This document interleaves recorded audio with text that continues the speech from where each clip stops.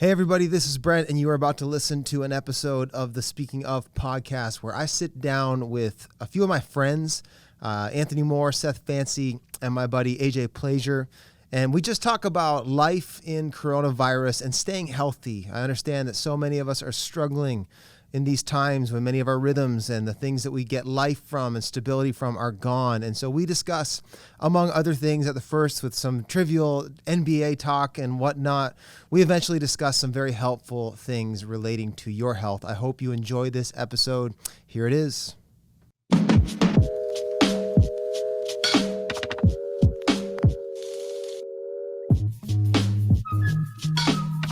How's that for some intro music, Seth Fancy? You were worried about it. We got you covered. Welcome to the We're vibing. We're vibing here. Podcast. We are here, excited to have this crew with me today. I want to introduce them to you in a moment, but this gives me an opportunity to speak to why I started this podcast and I'm using this platform. I wanted to have conversations with my friends or interesting people on a broader platform. And I was realizing, my life has been shaped not just by, sermons and church services, of course, and books have shaped my life. But I would say the thing that has shaped me more than anything would be conversations like with people in my life, consistent. And I find myself, not just with the people I have on here today with me, but I find myself often in just like rich conversations that, as a pastor, I actually wished my people could hear because I'm benefiting from it. And sometimes they get to hear it through a sermon. They'll hear it secondhand or something, things that God said to me through others or just cool ideas that have come up. But I thought this is actually a really cool opportunity. We're in the Corona crisis. People are listening to sermons and stuff, but this is a good opportunity to have a longer form discussion. So that's really why I started to do this, and we'll see what happens with this podcast, and it'll evolve over time. But yeah, really, it was about sitting down and having conversations with interesting people or my friends. I like how you delineate that. Right. Well, I noticed that too. Let me finish. Today, we accomplished both. Oh, okay. Yeah? See what I did there? Yeah. So I have not just interesting people, but three people who are, really, I was thinking three of my best friends in the world with me today. We've got here in the same room with me. If I look this way, I'm actually looking at Anthony, and he's actually looking at me right now. But we are in the opposite windows. But Anthony Moore is here. We got AJ Pleasure coming at us from Yarmouth, Nova Scotia, COVID-free since 2020. Yeah. Yet to be a COVID case south of Halifax. But we do have someone from Halifax where COVID has made itself known. It has. We have in Colin Coward's studio today, Seth Fancy coming at us. What's up, guys? Excellent. Having a great day so far. Yeah, absolutely. Well, I want to this will evolve. I want to circle our conversation around this staying healthy in the Corona crisis. But to get things moving, I figured let's have some random questions. And the first one I want to flip to Seth and AJ. And this is a question that AJ once asked me that I'll flip back on these two guys because both of them can speak to it. But if the 2002 Kingswood University softball team were the 98 Chicago Bulls, what player would best typify your performance and your role on the team if we were the 98 Bulls? Going back to 2002 Kingswood softball. Oh man, 2002. I'm only a second-year Kingswood student. I haven't fully matured into my softball prowess yet, so gotta give me a second on that one. Fancy. You were a young buck at that point. I was a young buck just coming in from the state. So, I was a foreigner, had some skill. I would say I probably was the Tony Kukoc of Hey, of the team, to be honest with you. And could I remember hitting leadoff that year. AJ, you were the anchor. I remember that. Like you were like we were batting back to back in a lineup, and so everything Tony, you remember correctly. I remember that. And you were a center fielder. You were the center fielder, and you just anchored the whole team. So I think I'm a Tony Kukoc of the 2002 Kingswood University softball team that time. I feel like that's If we're talking 2002, I will go. I was holding down Scottie Pippen's role. who was MJ on that team? I'll give Aaron Perry. Really? I'll give Aaron Perry. Aaron Perry is a sneaky good ball player and was the voice and the leader. And I withheld having surgery over the summer, and I chose to have surgery on Kingswood time. Just like Scottie Pippen. And negotiations. Kirk Saban and I had a vicious battle over my contract. Wow. And so I will go Scottie Pippen 2002. Getting those scholarship dollars. Oh, man, it was intense. ABU and Kingswood were having a bidding war over my center field prowess. I feel like that was a humble answer from both of you. I would probably put any given day I could see the MJ Pippen comparisons with both of you guys. You really were the heart and soul of the team. I'd like to call myself Steve Kerr, but I feel like that's reaching. Seth Fancy hit a ball at the Sussex Fairgrounds that still hasn't landed. I think it'd be fair to call me Judd Bushler. Judd, did you have one clutch? I did. I cracked one home run. Then you did qualify because, like, really, no one really met. All everybody remembers about Steve Kerr is that one clutch moment that won the championship. That's his moment, right? So, and correct me if I'm wrong, Brent. You're a lefty. No. Okay, then you did correct me. I am wrong. Yeah, but I do remember you poking one. Yeah, I did. Now, to be fair to me, I was a cross sport athlete. I never played any softball before. Kingswood was the one place where if you had any like moderate athletic ability, you could play every sport. So I decided I'd pick up softball and hockey as a 19-year-old. Well done. Because you should have seen some of the guys on the hockey team. As a good Atlantic Canadian boy, I'd grown up playing pond hockey enough that I could skate. So it doesn't speak well for Kingswood Intercollegiate Sports circa 2002, does it? But we had a good basketball team. We won the small college championship. I will say that. See, I was to basketball what you were to softball. I think that's fair. I had dribbled. I had played some basketball in high school and was no stranger to outdoor games, but I never played on the Kingswood basketball team unless they were short manned, and I would just hop in the van for a Friday night game somewhere. We had about 7 good players in 2002, and I think that was a peak. Seth's got a call. Seth's taking a call there. We got a caller. We got a caller this morning. No, they hung up. They hung up on us real quick here. Yeah, those were good days, guys. One more sports related question. NBA's coming back. Did we hear this? We did. 22 teams. Yeah. What do we think? What are our early predictions? Do you remember AJ plays your what was it? Fall of 2019. 18. I predicted Raptors Warriors victory. Can you go on record and confirm that for the world to hear? You did. When Kawhi signed with the Raptors, I think you and I were texting about as the news broke. We were. And you called a Raptors win. They won. And I'll go on the record to say it will stay asterisk free. Hey, all right. Thank you. That's my part to play. Yeah. I will say it was wishful thinking at the time, and about 2/3 through the playoffs, I was like, this might actually happen. So I'm gonna do it again. I'm gonna call as KD is laying on the floor. You're like, this is going to happen. Yes. That's bold. That's bold though. Calling it the second. He did. He called it. Now, to be fair, he was also pretty hopeful Kawhi would stay. which I I was well, I super- appreciate the hope, but I was heartbroken that he left. Still a little sour about that. Yeah, but Yeah. they were legit even without Super. Kawhi. Super legit. Yeah. I like the team this Right. year more than last year. Right. I'm calling it. I'm calling Okay.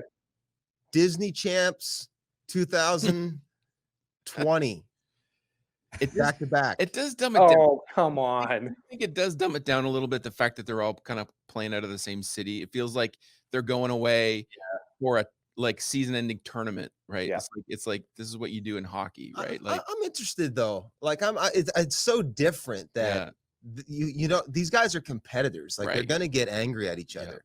Oh, It's yeah. gonna get real. So So what I'm curious about is since they're playing neutral territory, what happens inevitably when it's a game 7 and one team is down by 9 and star player of the trailing team drops 2 threes? Is the crowd cheering? Is the crowd silent?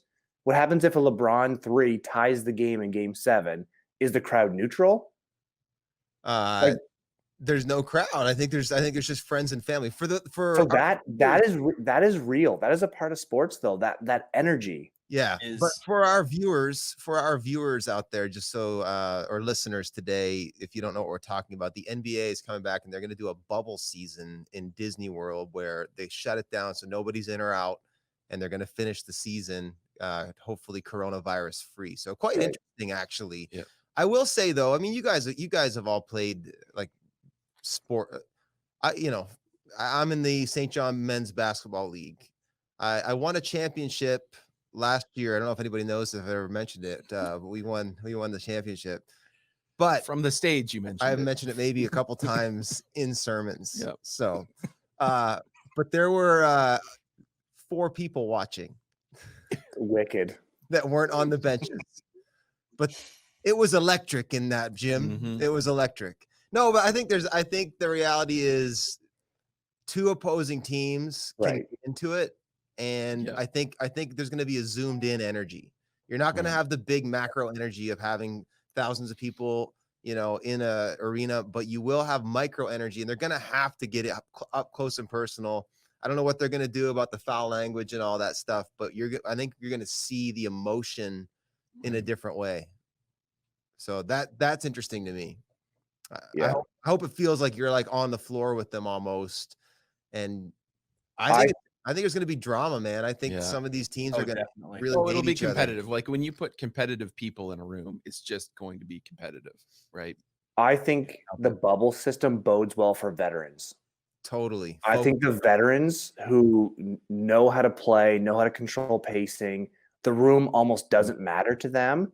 I think you're going to see the veteran guys have a major leg up on this. Totally. I think you got that bodes well for the Lakers, the Clippers, the Raptors too. Like they were banged up and they're old. They got a bunch of old guys, but now they've had 3 months to chill. Well, that's huge. It's going to be interesting. It's going to be Oh, really big time. the young fresh legs aren't going to be quite the advantage that it was. No travel either. I know Yep. we lost probably half of our audience, I but know. this is interesting to me. But Before we move on, I think we need to shout out that the mighty Vince Carter has played his last game, Come Oh, on. I know. That's tough. which is the end of an era. It's sad, but it should be noted that I think Canadians have regained their affection for him. Oh, yeah. over time, absolutely. and, We owe him a great debt of gratitude. We do. There's a bunch of people that play basketball in the country of Canada that are indebted to him. Yes. One Yeah. more question while I fix my camera. Well, Does Jesus care about sports? Poof. What's your take? What's your take? Is there sports in heaven? Oh, look at this green screen. How about that? Go ahead, And upside guys. down. Sports in heaven? Sports in heaven. Yeah. Is there sports in heaven? Does God care?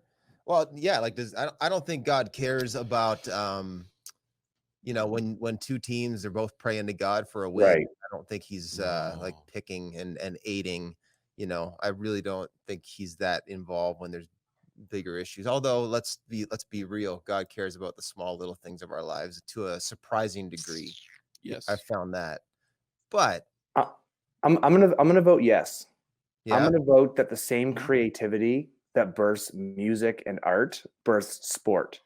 Yes. And I think there's something about us fully expressed. There is a right and good and healthy competition that is a kingdom value. So I'm voting yes on sport. I think that's right. And I don't want to botch the quote, but C.S. Lewis has a few pages, a few paragraphs on the value of sport done right, and that it could be after the heart of God. Yeah. I would I agree. think I mean I think growing up in like organized sports was huge to establishing all sorts of positive, even I would say kingdom values in my life, even Mm. working together, teamwork, you know, working hard, all those sorts of things. You know, like I I mean, would also say it not to mention exposed my politics. sinful nature. Well, that's let me flip It it back did. though. Let me True. flip it back. I would say a lot of how let's just be real, like a lot of what we enjoy about sports though is the winning and one-upmanship. And like that Mhm. definitely, I don't know, man. Like I don't see Jesus standing on a podium raising a trophy Mm. in victory. Like I don't know. Like that doesn't seem like a heavenly trait, the I beat you thing. And let's just be honest, that's what makes sports fun. At least like winning. In fact, let's even go more real. I think you know, it's actually not winning that drives us. It's not losing. That's my thing. You ever That's right. notice when you win, it's relief. It's not actually it's relief. You're like, Right. whew, we did it. Yeah, Paul beat his body. Right. He disciplined his body as to win the race. I don't know. I'm Yeah. I'm holding on. I think there is a godly competition I and would a lean- I would godly lean towards- delight Yeah. in accomplishing your goals. Yeah, I'd lean towards that for sure. I'd lean towards, because there is this element of run the race as to win, right? So what do you got to do? You have to prepare, you have to be competitive, you have to, even though you're not, and it's not clean. It's not I don't know. It's the competitive, the winning, the not losing. I don't know. But there is something about the drive though. There is the drive to put your all behind something, to exert energy, to exert effort, to exert, overcome obstacles, right? There's all of that, could easily be the stuff Yeah. that the winning, the I beat you, all that stuff is, I don't know about that, I but think there's I definitely, think some sports are different than others too. You know, like I don't envision MMA going on in heaven. You know, but like I hope there's golf. Like, you know what I mean? Like, can you KO somebody in heaven? Probably not. I don't know though, man. I know there's some I've come all over the place on my feeling on MMA. Like Okay.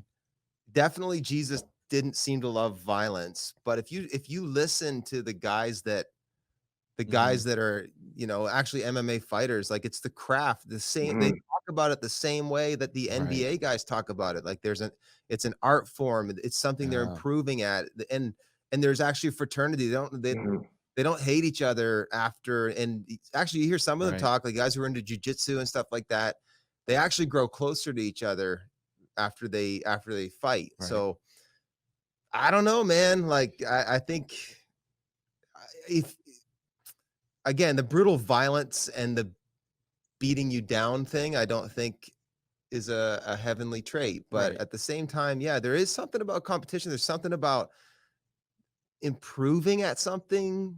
There's strategy, creativity, like those things. Yeah, you can't dismiss the value of those, and there is something transcendent about them. Yeah, and I think, well, I mean, the other thing is, like, can you actually get KO'd in heaven? Right? Could you Now actually that's gonna be a hard yeah. hard question to, man, I am messing up this camera so bad. Yeah, I don't know. I don't know. Could you actually like lose consciousness? Maybe you can. Right. Yeah, I don't know. That's an interesting question. I would venture probably not, but, and so if you couldn't be KO'd, could you also be like, could you actually put somebody in a submission hold? Right? I don't know. I don't know. These are great questions. It's interesting. Super nerdy. It really is very nerdy to. All right. So before we move on, well, let's just say this too. There's something about like and this could speak to our health conversation I want to get to. There's something about the physical activity that is valuable. Yep. Like even, Absolutely. some nights I'll just go out in my yard after the kids are in bed and I'll just shoot baskets, and like literally, I mean, unless I'm missing a lot, literally I feel better after. Like it clears my head, just the motion of it, the repetition of it. It's cathartic. It's healing even. Yeah. So, that there's another piece in favor of it, but hey, there might be some people listening that are like, you guys are idiots. So who cares? But hey, this is the Speaking of podcast, and we are speaking of sports at the moment. Hey, before we move on, what's your NBA 2020 champion prediction? Give me the finals, give me the winner, and give me the games, and we'll have this immortalized in history. Go. Do you want us to be objective about this or subjective? Yes. Or you can only do no. There's not two answers, so you listen. I'm going all LA finals. LeBron in 6. How can they be in the finals? They're doing Eastern Western Conference. Conference. So they did stick to the conference. That's the one part I hadn't heard. They are. Yeah. Okay. Then Right. I'm gonna go a Giannis and LeBron. I'll go Bucks Lakers. Still LeBron in 6. Wow. All right. What else? Okay. Well, that was my pick, but I'll go because Anthony, just join me. I was Bucks Lakers, with Lakers taking it, but that's what I was picking. All right. And that way I can be right. We got some people being objective this morning. That, what do you got? That way I can be right, and then if they don't, and I know I'm going out of the East. I'm going to go Celtics. I'm going to go Celtics out of the East. Stop it! Wow.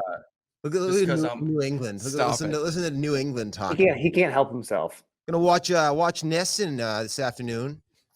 Gonna see the Boston Celtics playing, and we're gonna walk down to the harbor. Yeah. Yeah. No, I'm trying to be objective about it too. I think they have a talented team. Come on, Bill Simmons, get your pick. Man. No, Celtics. Yeah, there he is. Come on, Simmons. What do you got there? Can't help but no Lakers in the finals. I'm saying Lakers. I'm gonna make a bold prediction here. The Trailblazers are gonna get in the 8th seed. They're gonna give the Lakers problems. They're healthy. Nurkic is back. I think that there's going to be teams that didn't play well. They're going to play really hard. It's an equalizer. It's a total equalizer. This whole thing. So Celtics. I'm going to say Celtics. Clippers. I would say Clips win again, or Kawhi win again. All right. Yeah. I got Raptors, Clippers. That would be epic. Okay. Raptors in 7. Fanboy can't be objective. I feel less confident about this than I did last year, but I'd hope so. I'm going with it. Yeah. I got Nick Nurse. He's gonna figure out the bubble system. Yeah. They're the best coach team in the league. They're the most complete team in the league. And as far as buy-in, defense, role players, if they can stay healthy, Norman Powell can stay at a high level. Yep. I like it. I So like any podcast listeners we had are definitely gone now. They're definitely gone. But they have Pat McCaw. So don't forget Pat McCaw. Don't forget 3. He's done the 3 beat. He's never not won. So history's on our side. All right. So that's a good time for a transition. Hey, Ron, over there on audio, I got a transition button. Hit it. Yes. How are you guys staying healthy during coronavirus? We're 3 months in. Health is the struggle. It is a a challenge on multiple levels: emotional, spiritual, mental, family, economic. It is challenging everything. First question about Corona COVID health. Are we sure that the lockdown strategy is actually healthier than the virus? Let's go touchy topic right now. We could lose the rest of our listeners. Are we sure? Are we? I'm not. I'm in, buddy. I'm with you. Let's do this. Yeah. Let's go. Me Hey, too. I'm with you. people can turn it off. Yeah. What? Yep, that's right. Well, I think we all, I think that's because we're all leaning one way right now. We all know it. So when we got into this, it was flatten the curve to give the healthcare system a fighting chance, which agreed. Yes. You know, our church was like immediately, we were like one of the first churches to go public with, we're shutting down. We agree. I did agree with that strategy. Curve has been flattened, and yet we're still pretty locked down. Are we sure that the cure is not more damaging than the virus? What's your take? What's your take, Stephen A? I think I'm with you, Brent. Like we have a number. I didn't say my take. I didn't finish my sentence either. Okay, all right. I'm with you. Okay. We have so many good doctors that go to our church. We have tons of nurses. We have so many people in our church on the front line, and wisdom was to prevail and shut down live services in the room. We did that quickly as well. But I think the danger of the long-term journey being shut down is that people are not internally motivated. People, when their structures and their routines are taken from them, most people seem to get lost. Most people don't seem to know how to exercise and be physically healthy without the gyms being open. Some people are struggling spiritually because the churches aren't open. People's work productivity are struggling because their offices aren't open. So I get the decision. I support all of that, but I think there are and will be long-term effects to people not knowing how to function without structure in their life. Yep. Yeah, that's huge. What are your guys' thoughts? Yeah, I mean, I'm going to jump on that. It's not just, it is physical activity too, and the structure there as well. But even just being able to rest normally, like everyone's working from home, trying to teach your kid, do your full-time job. Where's the place that you go that is, I guess like Sabbath? Does that even exist? I know for me, we have 3 young kids, and I'm working from home, and it's just a continuum. Yeah. There's no rhythm unless you become very intentional about it. I do think that's a big thing. I also think like there's a whole other host of issues that are going on that are going unaddressed right now, because of the lockdown. And this, there's just a reality of a host of things that we don't hear about, that the lockdown has actually caused or brought to the surface in our culture and society. I was like, for instance, an example, talking to an RCMP officer in our church here in Halifax. And he was just telling me about how difficult it has been as a first responder, to a multitude of situations that would just be normal, and other, before COVID restrictions and conditions.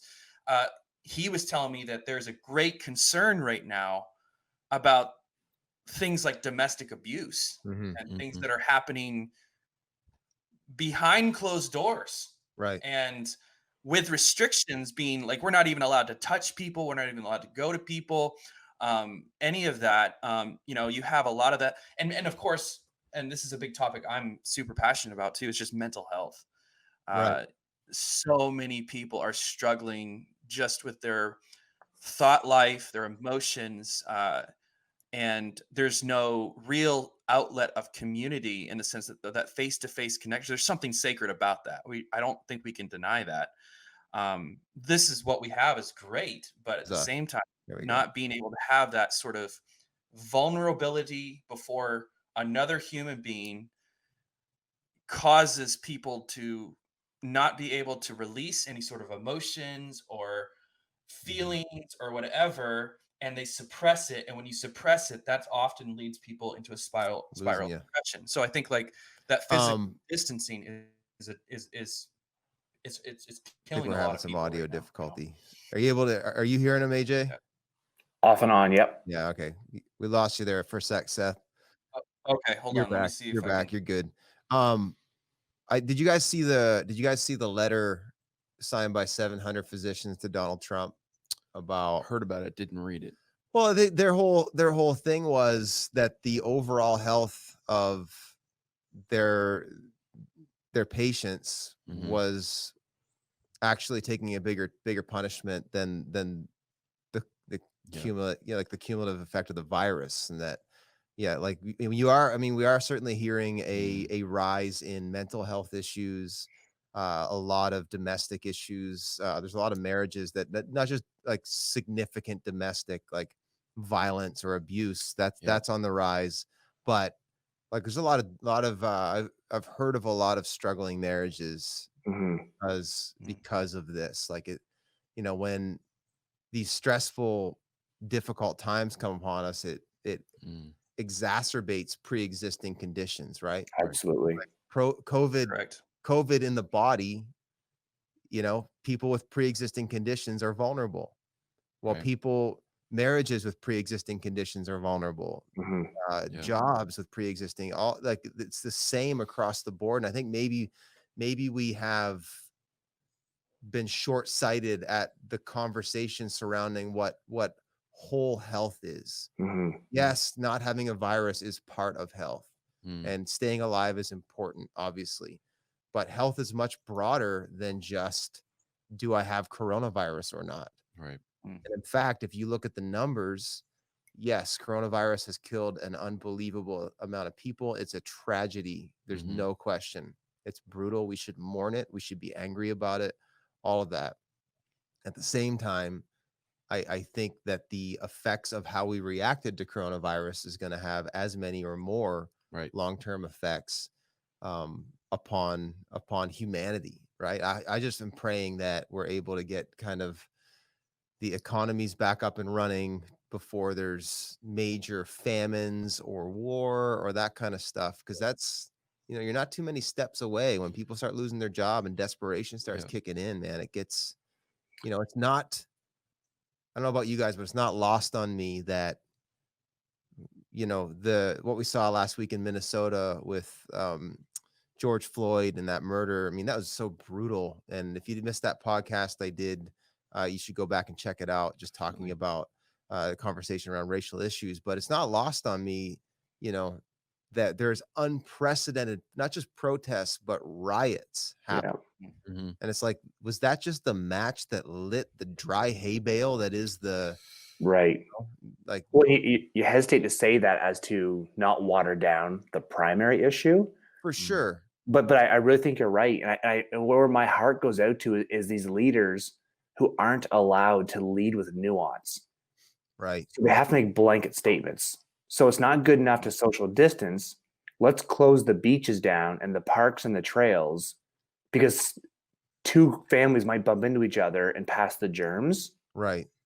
I felt culture, at least in our area, snapped and went deeper negative when the parks were shut down and Mhm. beaches were. It was one thing not to go to work for a while, but not to have a trail to walk on or a beach to get your head clear and get your soul clear. When that was taken, you could just feel a negativity shift in the conversation. Yeah. Mhm. People aren't meant to be isolated. Right. No. Like we do this to prisoners, right? Mhm. Like that's a Right. form of significant punishment. You separate them from Mhm. civilization, and then the really bad ones get separated from the community of prisoners. I said that in my sermon yesterday. Yeah, it's like Yeah. we aren't made for this. And I think we have, and again, I think you're smart, AJ, in saying like your heart goes out to our leaders. Like I'm grateful, honestly. Mhm. Like I think, for the most part, our provincial leaders in New Brunswick have done a really good job. Like I'm, for what it's worth, I'm behind them.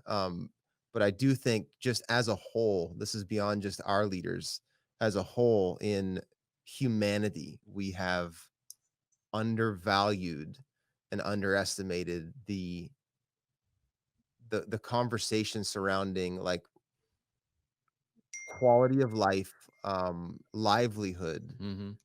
is economic, yes, it's social, yes, it's mental, yes, it's physiological, yes, it's spiritual, yes.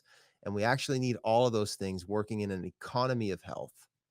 And that when we start, you know, basically what we did was we took the physical component of health and we put that as a premium Mhm. and made that Mm-hmm. priority to the detriment of all the other ones. And again, I think there's times where you have to take extreme measures. I want to hedge. Mm-hmm.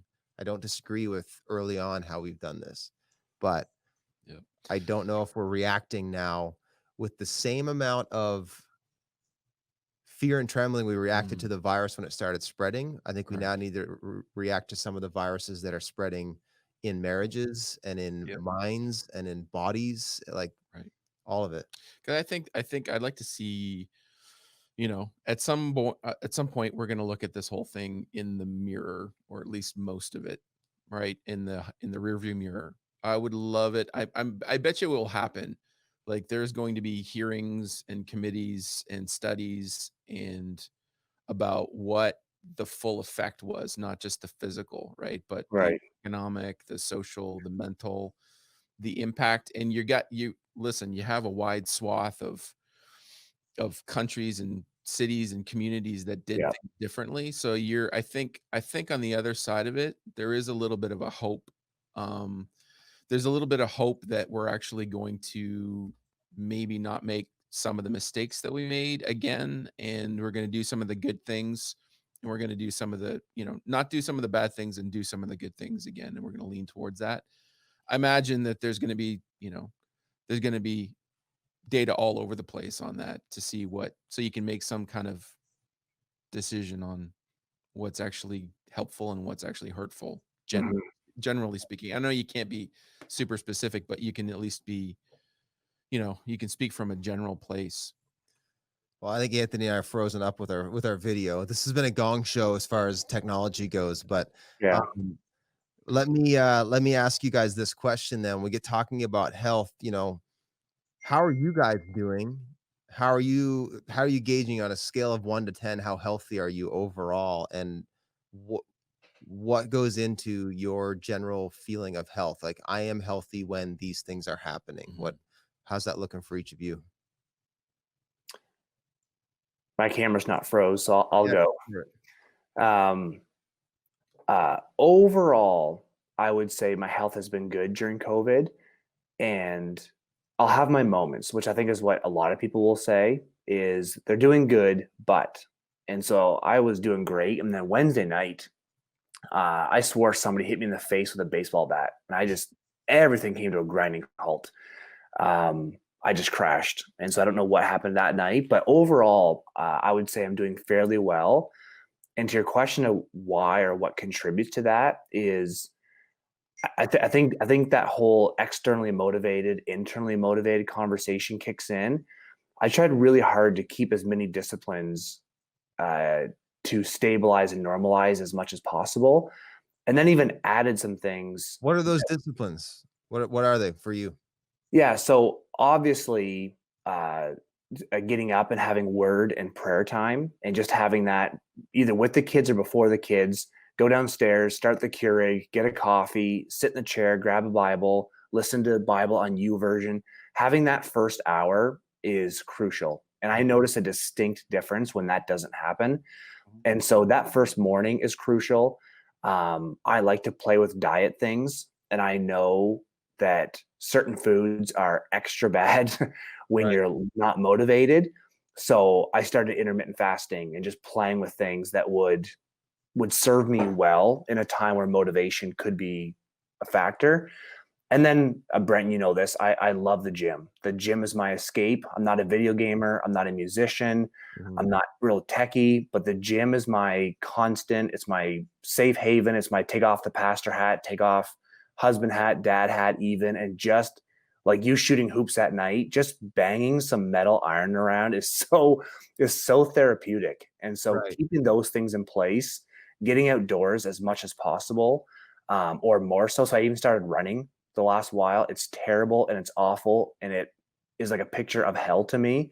But Amen. oh, I hate running. But I'm just trying to do disciplines that would thrive or be beneficial in this season. And when COVID is done, I'm probably going to stop running. Yeah. Yeah. Yep.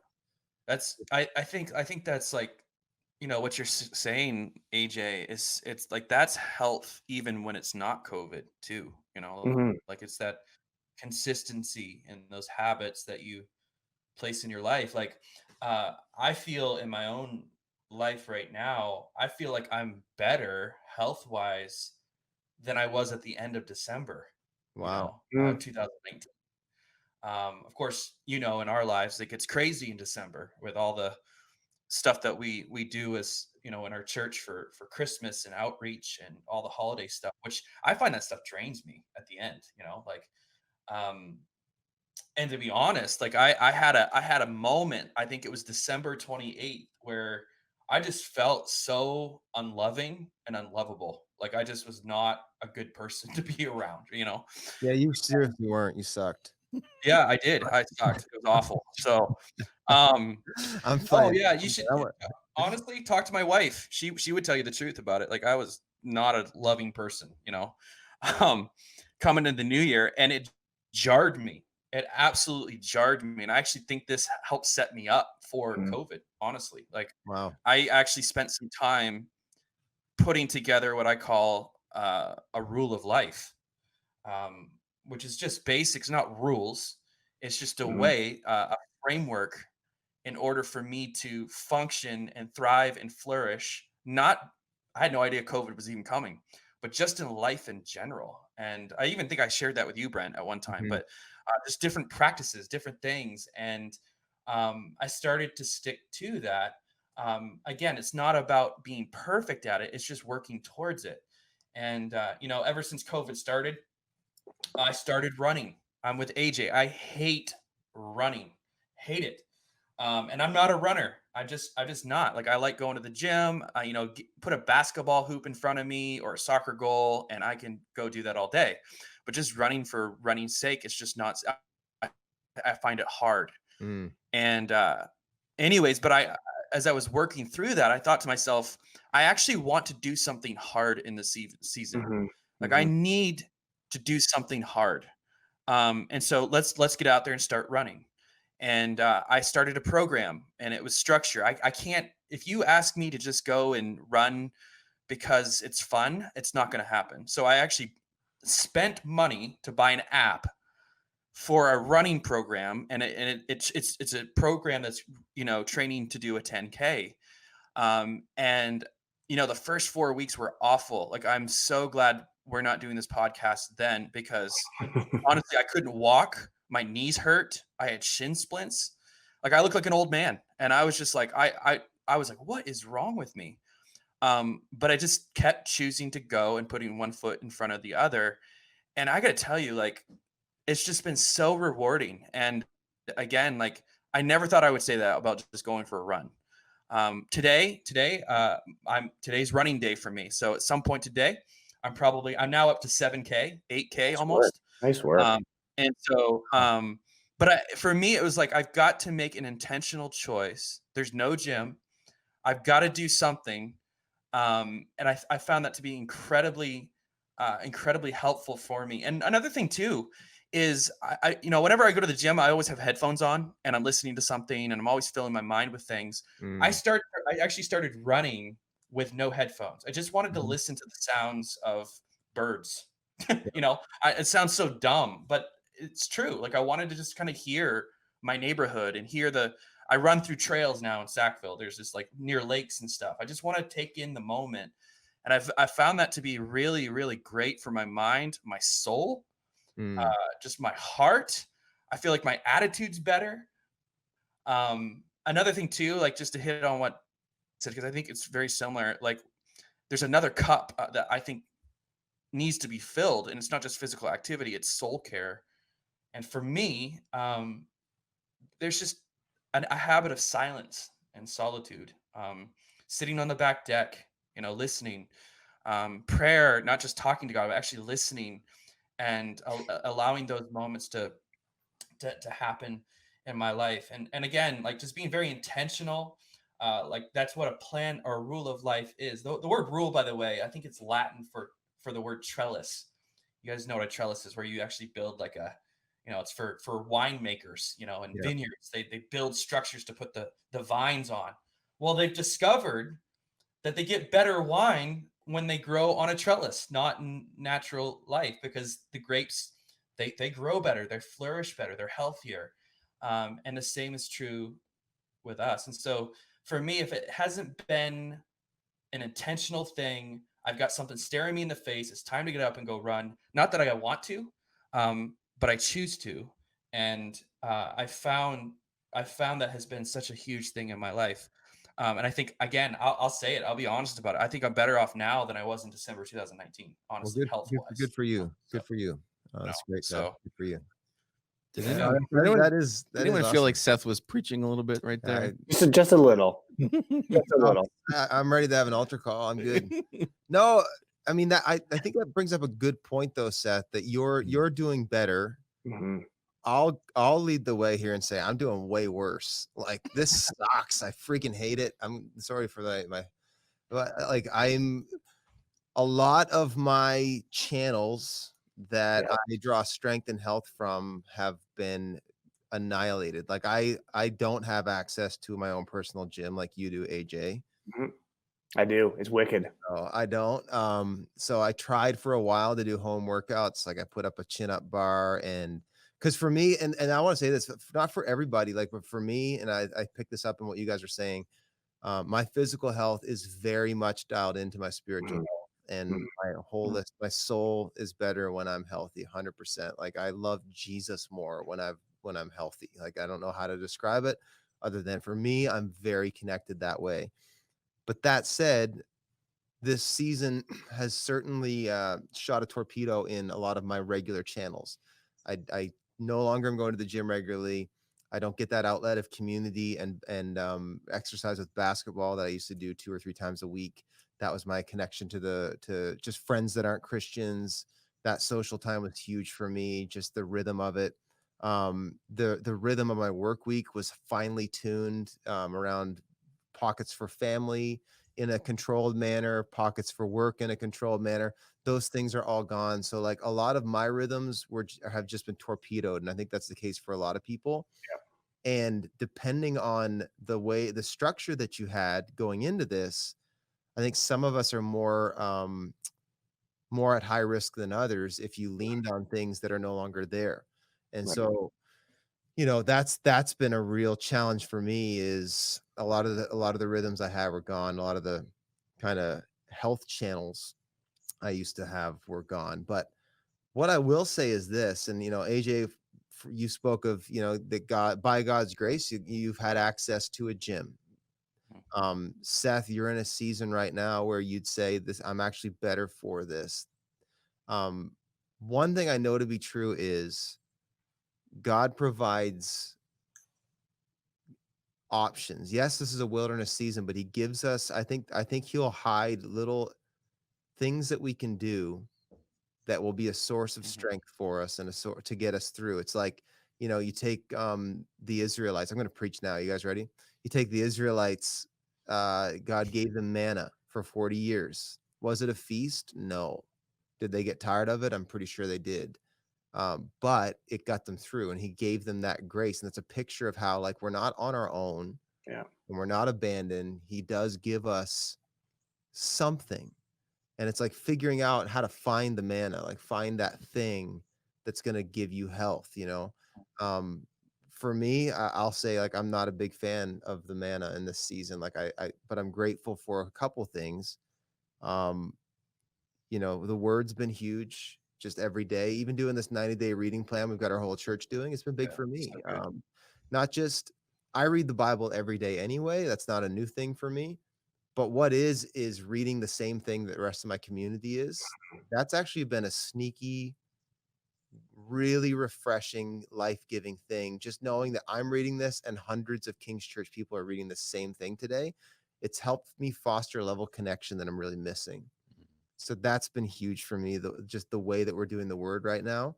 And then similar to you, Seth, I hate running, so I haven't been running, but I've been taking walks with my dog, and that's been and I have been going headphones free a lot of that too. Yeah. Just listening to the birds, listening to my thoughts, trying to hear the Holy Spirit.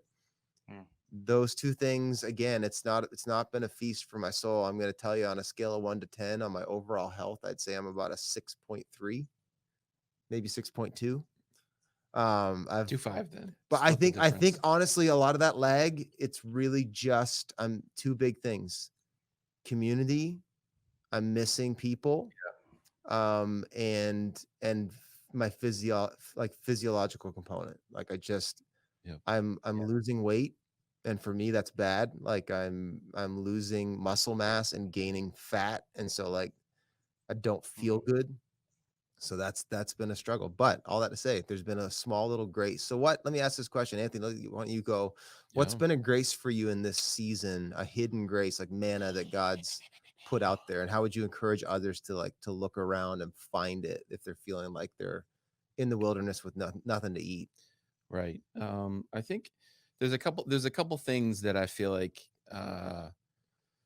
that have sort of been manna for me, and just been sustaining, and it's some of it, like I get a lot of health from uh conversation and connection. Mhm. And so I found that, I have coffee, I meet, Brent and I have a conversation. Brent and Dan and I have a conversation every Monday morning, right? And Dan and I have coffee every Wednesday morning. And those have been, from a real practical level, and then those we've fought to keep those going, right? Even while we're isolated or whatever, that we've always had those conversations going. And so I've always had that place of like where, you know, I'm able to sit, you know, with someone, whether that's in whatever context that is. I'm able to sit with someone and be honest and be engaged.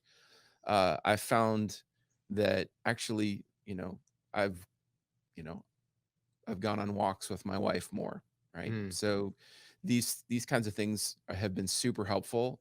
But I think I found the things that I value the most, the core things that I've fought to preserve some of those things, and just from things that you can practically manage, and those things that give me life, I've found a lot of value from them, and they've actually been sustaining, right? Like, to sit across from these guys and say, what's the Lord saying? What do you think about what's going on in the world? And just, have a forum where you can actually like talk about them freely, the same way that they've always been, the same that way that we've been doing for years, right? Like that I've actually fought to keep those going, right? And so I think that's been good.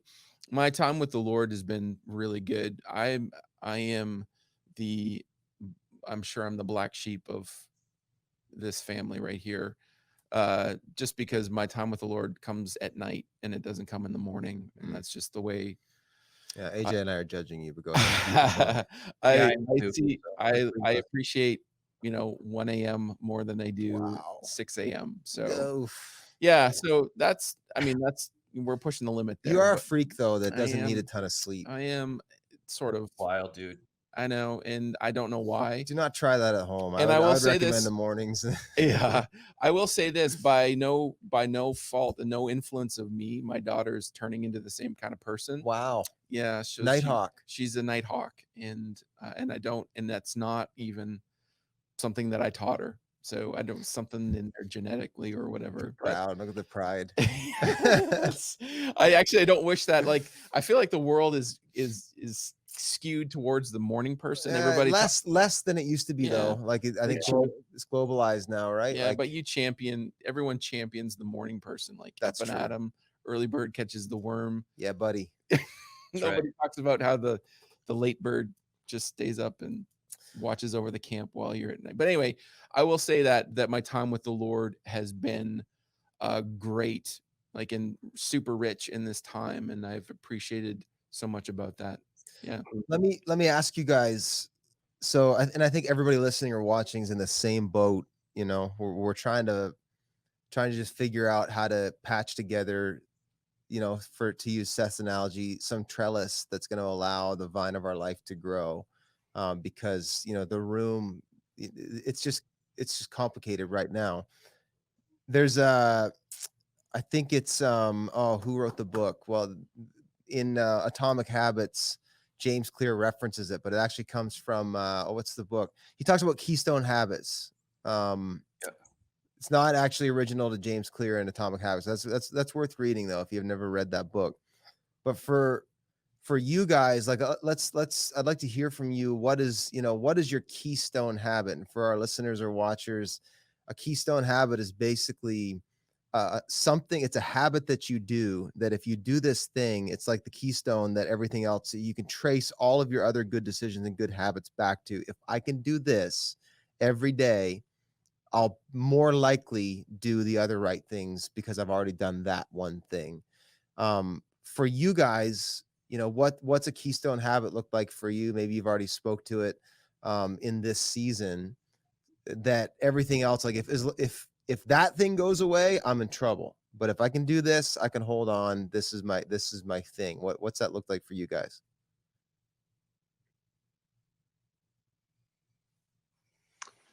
I'll be the unspiritual pastor. I'll say getting to the gym, Yeah. because that domino, because pastoral work is so soul, mind, and spirit intensive. I need that physical outlet. I need that camaraderie. I need that challenge. I will go to bed earlier because of it. I will sleep better because of it. My head will be clearer because of it. I have learned incredible spiritual lessons from the gym, or biblical truths that even got clear when it comes to disciplines and spiritual practices. But if I don't have that physical outlet, I just feel a bit twitchy. I feel a Yeah. bit shifty, and then sitting down to the word feels Yeah. shifty, and I can't get into a groove. And so that actually goes first. And I think for me, working out is very spiritual. But I would say if that goes away, I'm in trouble. And if that some physical outlet stays in, everything else does get better, including my marriage and my fathering. Yeah. Yeah. That's good. Yeah. What do you guys? What's a keystone habit?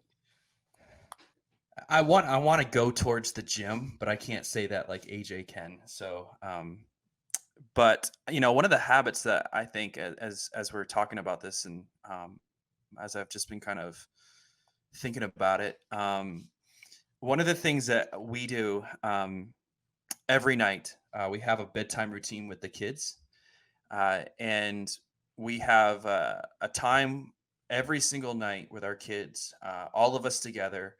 Leanne and I both, three of our kids, all in our bed. They like to come into our bed. We're all sitting there, and we read. Uh, we read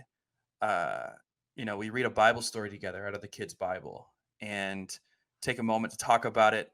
We sing songs. We pray together, and then we have this habit. My kids right now love. And it's just, I think it's just because I have a 2-year-old son and he's just wild right now. He is That's just awesome. wants to fight, wants to whatever. And I can't stop it. Like I love it myself. So um every night he asks me to give him 3 body slams. Like he just wants to, he's like, Daddy, 3 body slams, please. 3 body slams. So I just go all all Hulk Hogan on my kids, like just having a ton of fun just before bedtime. And then we take time, hug each other, kiss each other. It's just, I don't know. For me, I can go to bed at night after that. Like everything can, like we know how intense and how our lives can be filled with so much pressure. And I can come home, and as I experience that, there is something that it sets a boundary on my life and on my day, every day, to be able to spend time with the people I love most, the people I feel the most safe with, the most vulnerable with.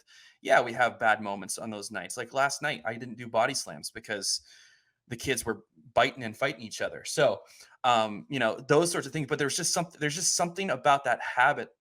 Collectively, we all pause. None of us are doing anything for ourselves. Um, that for me, I don't know. And it puts things into perspective for Mhm. me. It's like, I know, like, I'm still young. I'm 36, right? But we all know, like, goodness, we talked earlier about being in college. Like, how that flew by, Yep. fellas. Like, I still remember playing ball with you guys, but life is fast, and it brings some sort of perspective to me of, Yeah. I'm not just here for myself. I'm here for my family, and I have a responsibility to them. I need to stay alive. I need to exercise.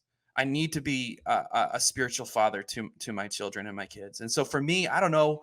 That sounds so simplistic and maybe even Mm. strange to some people, but to me, that has been a foundational habit, a keystone habit in my life. That if that went away, in fact, when I come, a lot of times I travel back to St. John and stuff, and we preach, and I'll have an overnighter.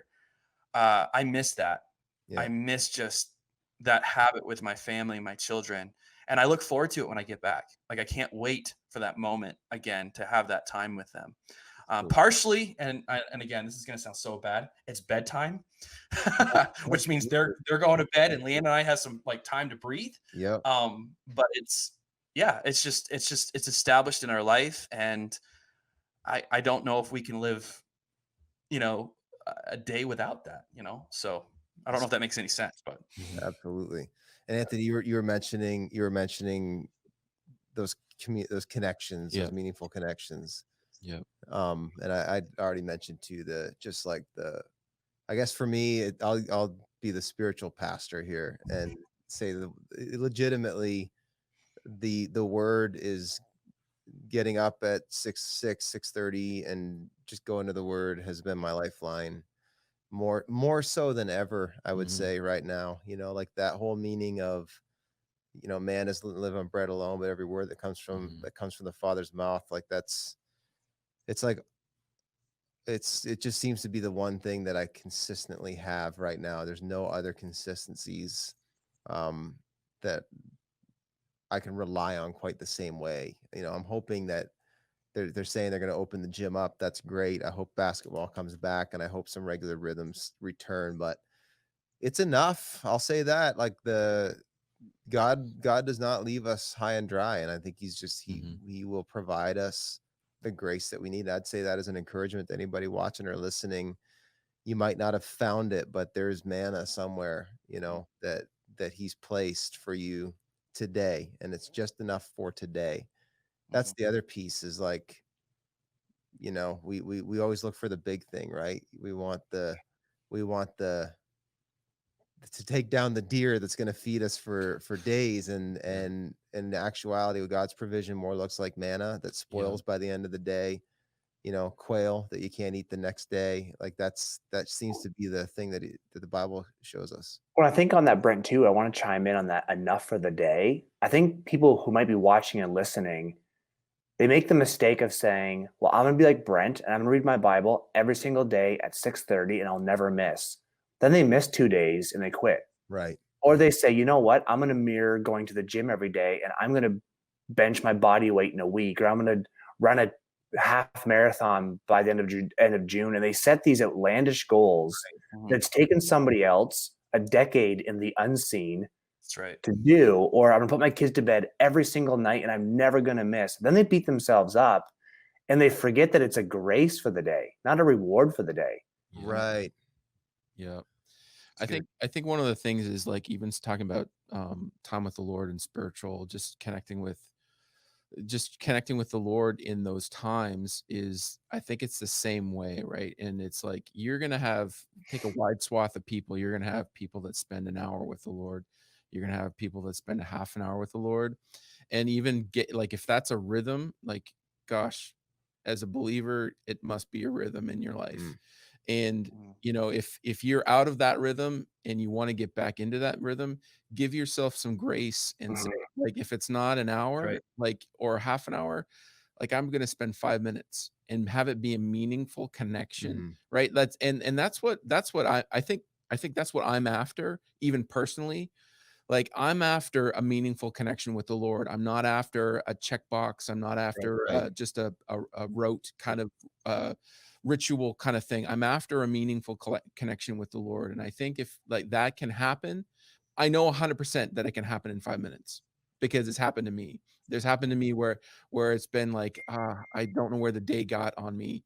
I'm going to go out, I'm going to say, because I'm committed to this time, that I'm actually going to, even if it's 5 minutes, and I know that God is not disappointed with me, that he loves when every moment that I lean in and I reach out to him, that he loves that. He loves to hear from me. Mhm. He loves to be with me. And even if, even if it's only for 5 minutes, with knowing my heart that I want to spend time with him and I want to grow in that, like even if it's 5 minutes, that he will meet me where I am.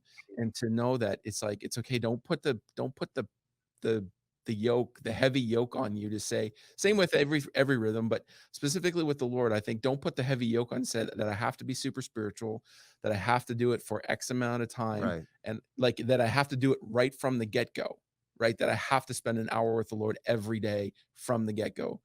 There's outliers. Maybe some people, that's how you did it, right? And then you've been able to sustain that. But lots of people have this issue where they can't spend, it's hard for them and they don't know what to do, and there's all kinds of things, right? But if it's 5 minutes and it's a meaningful connection with the Lord, that's a win. Yeah, Well, the real answer is not being grandiose, but being consistent Yes. in yeah. all the disciplines. It's consistency. Those are the healthiest people. Yeah. Yeah. And to not, like, I think it's so important. Just do the day. Like, Mhm. don't do yesterday and don't do tomorrow. Right. Do today. Good. Yep. And if you That's can, really good. because it's like, it's like your diet, Mhm. it's amazing how fast, one bad meal can make you fall off the wagon. And then Mhm. you're like, well, I just wrecked everything forever, Right. like, and it's, what I lost all that weight actually little by little over like a year and a bit, Mhm. just by a shift in my lifestyle. And I think that's the important thing is just win the day. And winning looks like, I think what you're right. Did I receive something from the Lord? Mhm. Did I take in some grace that he wants to give me? And where Mhm. do I go to find the manna? That's the question, Right. right? Like, Right. is it the Good. gym? Is it that time in the morning? Is it that time at 1 a.m.? Mhm. You just got to know where Yep. manna can be found. If you That's find right. lots, great, good for you. But if it's just a little bit of bread, then especially in these wilderness seasons that we're Yeah. in, like, Yeah. I think you have to have appropriate expectations. Well, and Brent, I might even add on that if you've been only feeding on manna in the Word, go get some physical activity for your body. And if Mhm. you've only been doing physical manna, Yes. get your spiritual manna. Like, I think the problem is people single feed Yeah. and they do their one favorite habit. And my love for the That's good. gym does not discourage my love for the Word in the morning. Right. And my love for the Word does not discourage being a dad or being a husband. I think there's a lot of Christians who are singularly focused on their favorite thing, Right. forget to feed broadly. And I mean, to go full circle, we were talking earlier about how we're not convinced that, like, the human response to coronavirus is taking into account the holistic nature of health. Absolutely. And, like, we can't change what the government's doing, and as Christians, we actually have to abide by that. Like, unless it's causing us to sin, we need to abide by it. So, but let's learn from that as Christians and say, okay, but let's not make the same mistake by valuing one aspect of our health Mhm. to the detriment of all the other ones. And so, Seth, you spoke of the value of family and that family time.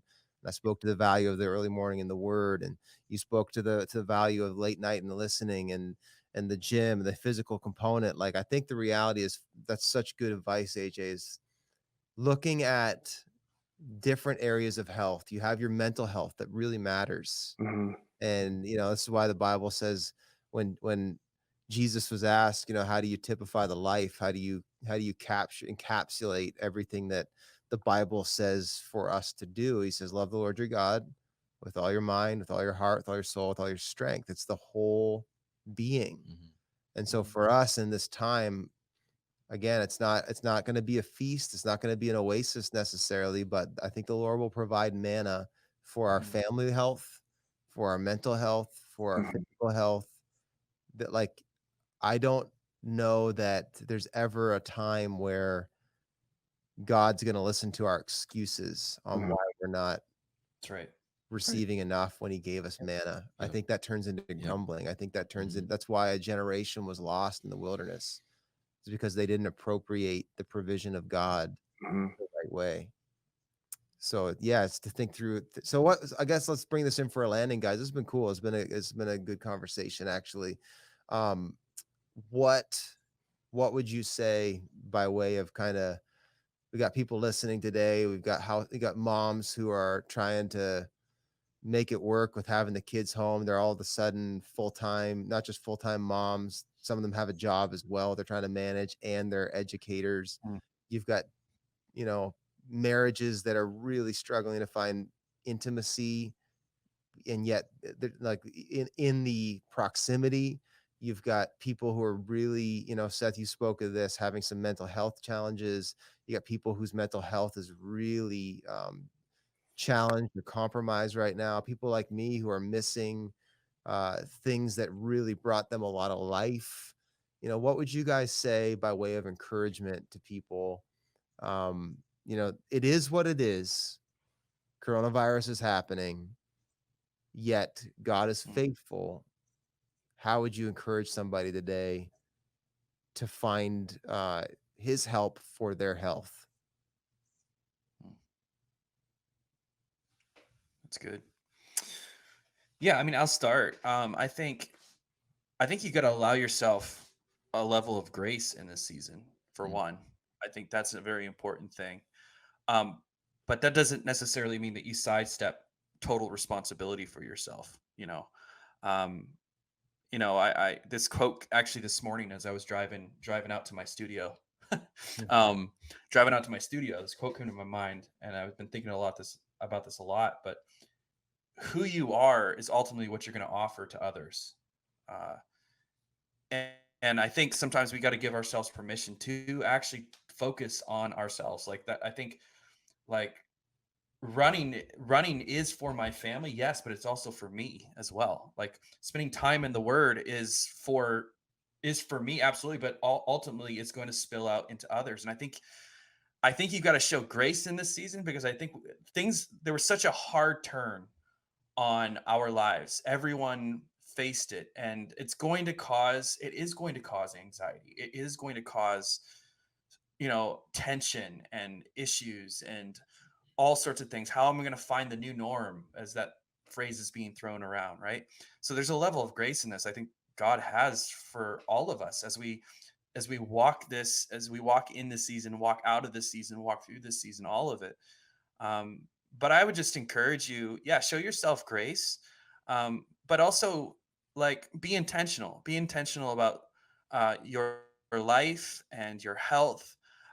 It's okay. Like one of the things that's been life-saving for me, and again, this goes back into atomic habits stuff, is actually building good habits in my life and realizing there's certain times of the day that I do this. And again, it's not that I'm checking things off.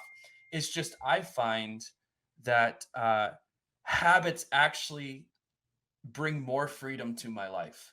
I don't feel bound by the things around me. And in fact, when I start to establish these things in my life, I actually find that I'm more free in those things. And so I don't know if there's by way of any encouragement in this is start to build habits, start small, and show yourself a lot of grace. Show yourself a lot of grace. I love what Anthony said, especially about reading the Bible, and just meaningful connection with the Lord.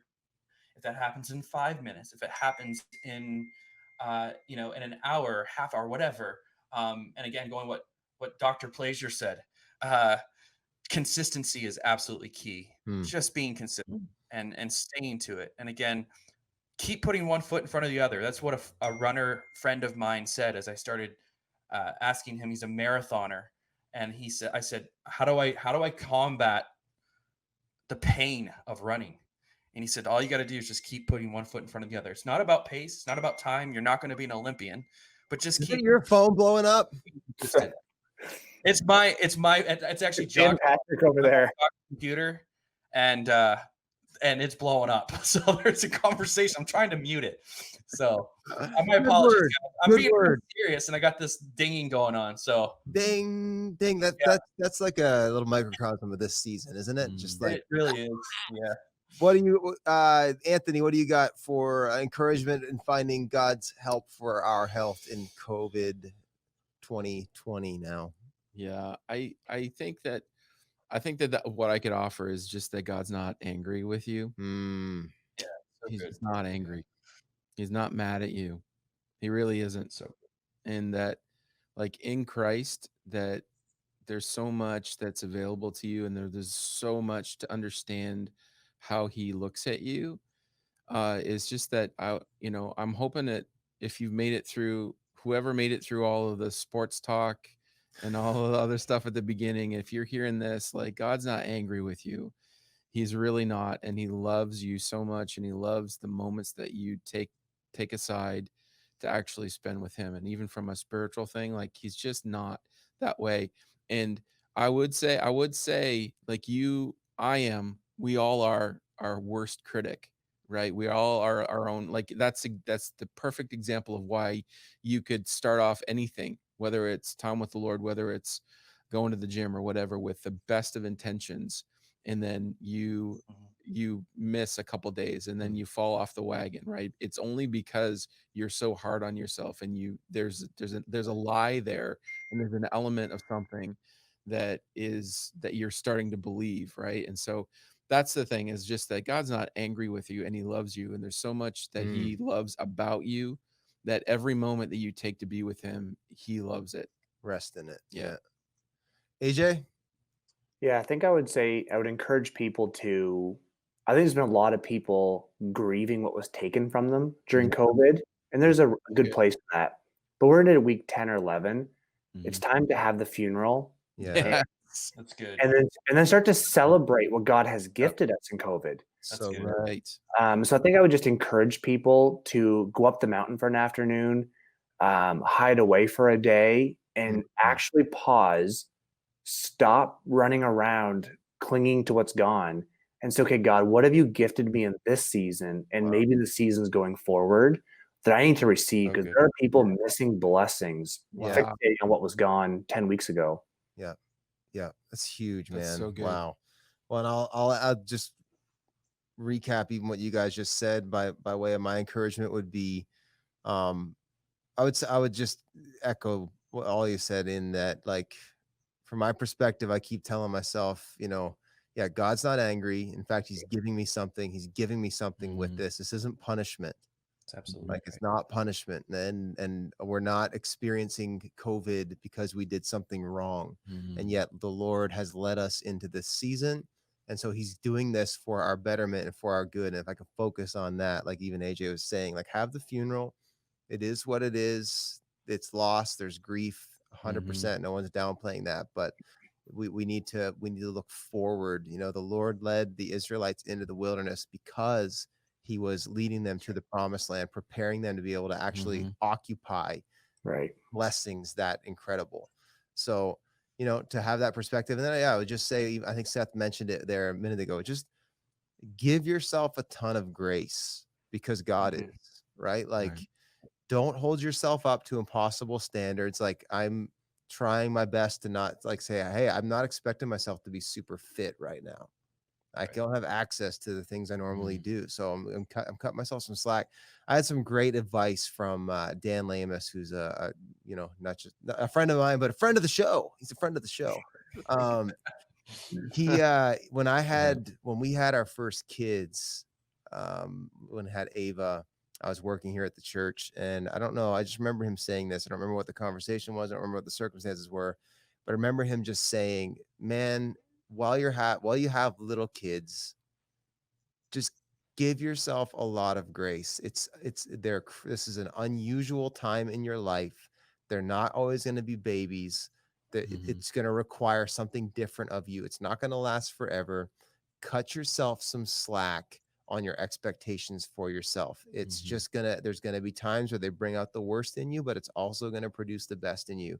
And I think coronavirus is similar in that, like, I think we need to seek the Lord in it, seek what he's giving us, seek what this is producing in us. Amen. But at the Yeah. end of the day, like, don't allow our expectations for ourselves, don't allow what we might have lost to beat us down in a way Mhm. that God is not doing that. And like that, to cut Right. ourselves some slack, to give ourselves grace like God is, I think is just Mhm. really important. So if someone's out there beating themselves up about, maybe their mind's going in a downward spiral, if you could just give yourself some grace on your expectations, like that it's okay, like, this isn't something I generally say a lot, but I will. Like, it is okay to have some struggles. Like, God's got grace for that. Mhm.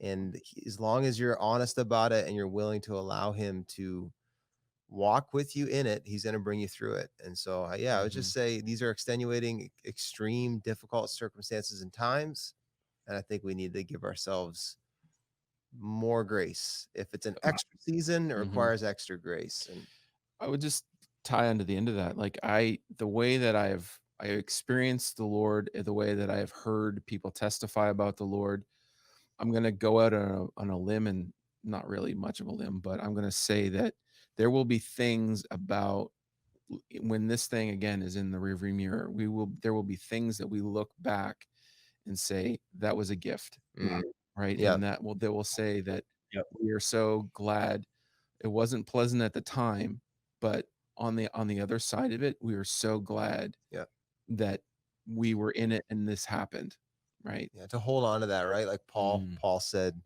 I'm glad it was good that I was afflicted, Right. And I think we get to trust God for that. And some of Mhm. us have been through enough seasons following him. Maybe some people are listening right now, you're new to following Jesus, but I can testify, and I know all these guys can. Like, I've been through enough wars now to know that man, God does cause all things to come Mhm. together for our good. Like, not all the bad things that have happened to me in my life can I just turn around immediately and say there's the reason for it. Some of those things I think we'll find out in heaven, but Mhm. there's been a multitude of instances where something bad I've gone through or difficult I've gone through, I can actually look back and say I wouldn't trade that at all. Mhm. I would do it again. So, and I think that's important for this season. Gentlemen, thank you. This has been fun. I think we need to cue the outro music. Thanks, There man. it is. There it is. This has been fun. We'll Loving it, man. Yeah. look, when in doubt, I will be popping on with you guys and just having these conversations, because I'm always better for it. So thank you so much. Thanks for your time today, guys. Thanks for tuning in. If you guys made it to the end and you got past our NBA 2020 predictions, or even worse, reminiscing on 2002 Kingswood University Bible College softball. Mhm. That's really starting out hot, isn't it? Yeah, it's Things not to do in keeping people's attention. Talk about something that was boring to begin with, and then when only 3 of you know about it, generally not. Hey, we're learning as we go. Oh, This will man, evolve. that's good. Thanks, guys. that's See you, right. Brent. Yeah. Hey, everybody. Thanks so much for tuning in today. If you do me a favor and would subscribe to my YouTube channel or the podcast, wherever you are listening today, I would sure appreciate it. And we'll see you again next time.